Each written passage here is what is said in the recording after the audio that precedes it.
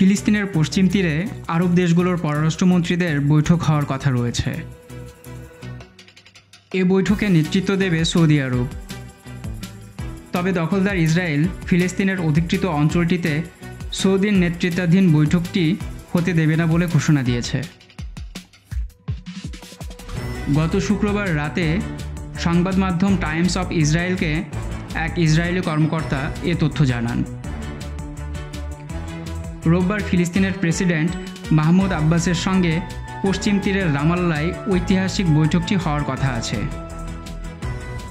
এতে সৌদি আরব, সংযুক্ত আরব আমিরাত, কাতার, তুরস্ক, মিশর এবং জর্ডানের পররাষ্ট্রমন্ত্রীরা যোগ দিতেন। পশ্চিম তীর যেহেতু ইসরায়েলের দখলদারিত্বে রয়েছে, তাই সেখানে প্রবেশে আরব মন্ত্রীদের ইসরায়েলের অনুমোদন নিতে হবে। দখলদার ইসরায়েলের ওই কর্মকর্তা বলেছেন, ফিলিস্তিনের প্রেসিডেন্ট মাহমুদ আব্বাস বৈঠকটি স্বাধীন ফিলিস্তিন রাষ্ট্র গঠনের কাজে ব্যবহার করবেন, তাই তারা এ বৈঠকটি হতে দেবেন না। মুহাইমিনুল ইসলাম, ফিনান্সিয়াল পোস্ট।